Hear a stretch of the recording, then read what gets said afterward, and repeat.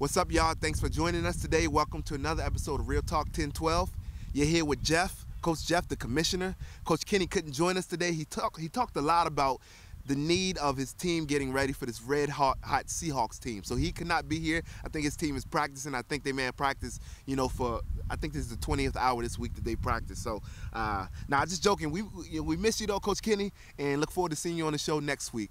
So, last thing is, I want to congratulate you guys on having a stellar week, 2 weeks of 10-12 flag football. You guys have been doing an awesome job in embodying what it means to be a community, coming together and having a blast, but yet honoring God on the field and honoring one another. You guys have been doing a great job. We've been having some great football. Week 2, some great matchups. Week 3, some even better matchups that are coming up. And so we really look forward to to some great football, but also just some great community bonds that have been forming. Without further ado, quick announcements. Make sure that you know your game day verse if you're trying to play this week.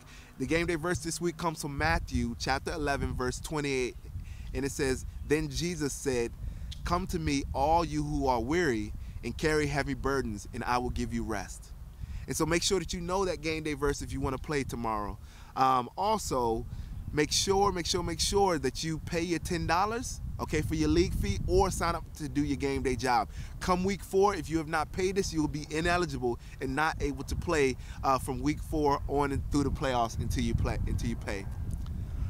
So week 2 games, we had a great week 2. I won't say I was surprised by any. I was surprised by one of the games. I was very surprised by one of the games. Just kind of recapping those games. Our first game, we started out with the Panthers versus the Seahawks, and so that was a landslide. Seahawks came out and they were ready to play. Those guys are committed. They come to practice and they came out and they had their way with this Panthers team. Kerry had a big day, 6 receptions, 4 touchdowns, had a monstrous game, and it seems like either Kerry goes off or Isaiah goes off, and that dynamic duo is just on point. And the Panthers, quite frankly, just need to find their identity. They need to decide, whether or not they want to be on the football field and put in the time and stay together as a team, even as they're down, and play the best ball that they can. And I think they'll be all right. But that was that first game, and it was a blowout. But let's see how the Panthers bounce back. We went on to that second game, which was the nail-biter of the week. I did not expect such a great game between the Bengals and the Falcons. That was a week 2 matchup, and the Falcons ended up losing by 1 score. And they, shout out to the Bengals. Bengals, ever since we started 10-12 Sports, Bengals are yet to have won a game. And this was their first win, and they did it in a convincing way, and they looked really good. They have a couple, new guys, and they're starting to come together more and more as a team. And so, shout out to the Bengals. Congratulations on your first win, and we'll see if that can continue. In the third game, going on to the third game, we had our Eagles, which I'm reporting live from the Eagles practice now. We had our Eagles and the Ravens game, and that was the game that surprised me. I know the Eagles were missing a couple of guys, and I knew that they were going to have a hard time with this Ravens team not being fully rostered, but I did not expect the game that I saw. I did not expect to see the blowout that was that game on Saturday. I believe it's 36-0 or something like that. They could not get anything going. But shout out to the Eagles for playing to the end, and shout out to that Ravens team that continues to prove me wrong. And we'll see if they'll continue to prove me wrong.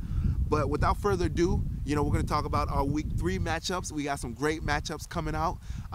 This first game, we'll see what comes out of that. We have the Eagles that are taking on the Falcons on that 9 o'clock game, and so that's going to be a great game. We had the Falcons that spoke with Coach K, and they are hungry for a win, and so they've been getting better and better by the week, and they have what it takes to be a great team. And so we'll see against this Eagles team who will be fully rostered, have all those guys back. We'll see if the Falcons have what it takes to really come out and capitalize on the athleticism and the guys that they have to be able to take on this Eagles team. I think it's going to be a close game, and I'm some key factors. We have Larry back. the twins are back, and some of the guys are missing. Jay Thompson, Lewis brothers will be there this week. On the other end, we have Kiwi, who's continuing to play great ball and carry his team. We have Mark, a bunch of guys for the Falcons that really need to I'm going to tell you, their key will be whether or not they can catch the ball. Week 1, we saw it. Falcons didn't catch the ball.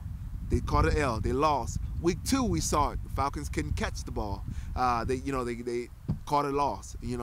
So week 3, they are. I would say this, and I don't know if anybody agrees with me, but at 0-2, they are still one of the better teams. And I've been in their practices. I see how they play. They're one of the better teams, but they have to execute when they come out there, and that will come in time as they continue to work together and learn the offense and learn one another, better week by week. But I'm gonna have to go to the Eagles. For this first game, and I'm gonna say this score will be 28-21. The Eagles will take that first game.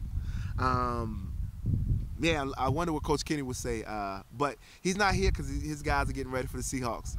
But on to that second game, which is the 10-12 game in the week, and I'm so excited about that. So excited about that game, and that features the Ravens, the Red Hot Ravens versus the Red Hot Seahawks. And so, both of these teams are 2-0. One of these teams will be coming away from this game with a loss. And you know what?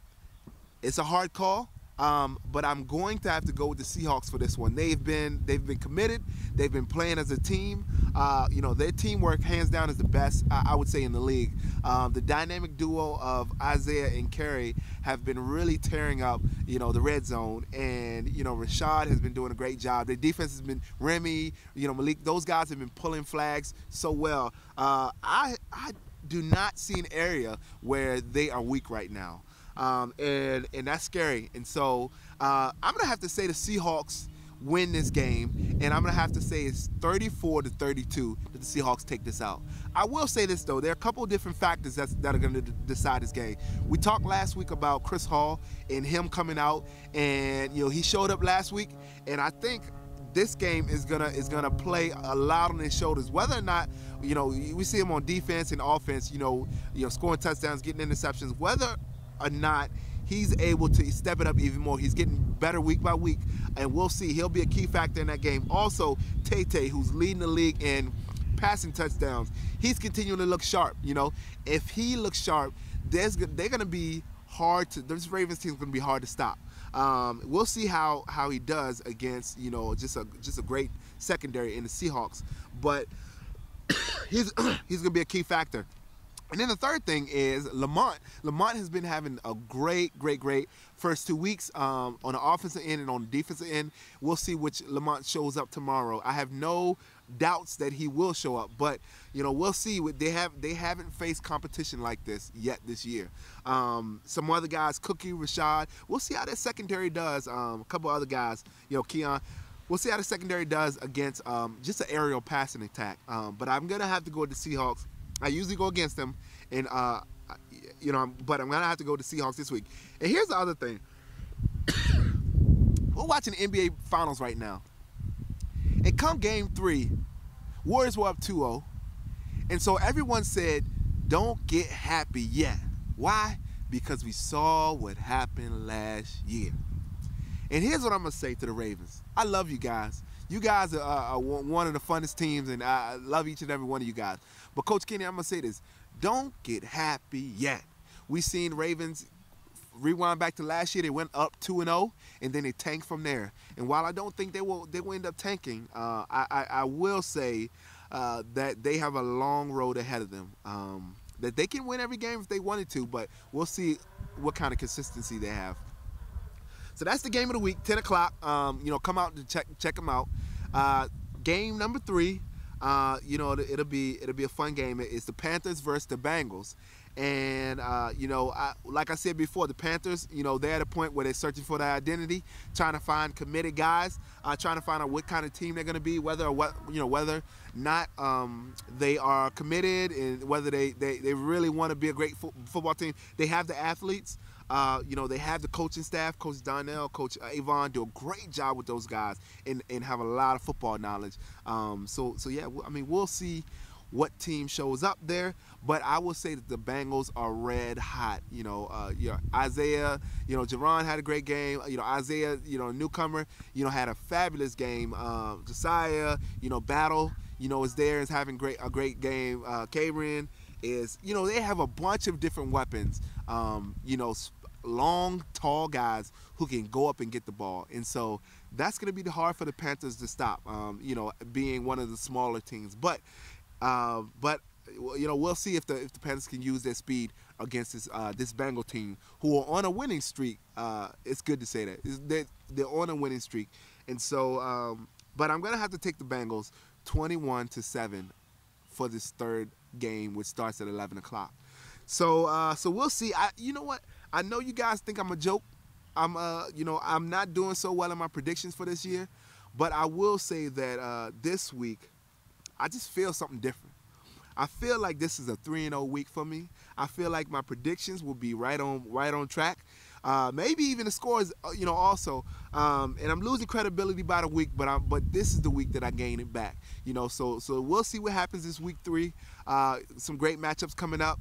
And I look forward to just continuing to get better, as a league, and continuing to build bonds deeper and deeper, with you guys. Last announcements, things to remember. I need to know by this Saturday whether or not you plan to go to the sports camp at the end of the month. We have a bye week, which is July 1st, and we have a sports camp up in Pittsburgh, Pennsylvania, that we're taking some guys to. If you want to go, you need to let me know as soon as possible. You want to go? It's a great time. It's called Summer's Best 2 Weeks. City Kids, feel free to look it up. I have it on our Facebook page if you want to, check out their highlight video. But we're gonna go. We're gonna have a blast. We're gonna be going for 1 week, and look at where we stand with God, and but also just have a ball, compete a lot, have some great food, and just compete with other guys from different states, and turn from weightlifting to football to every sport that you can imagine, will be there, so if you guys are planning to come, then just again, just give me a holler. But all in all, thank you guys for coming out for another episode of Real Talk 1012. Next week we hope to have Coach Kenny and that's old Coach David over there talking about the Eagles are the best. And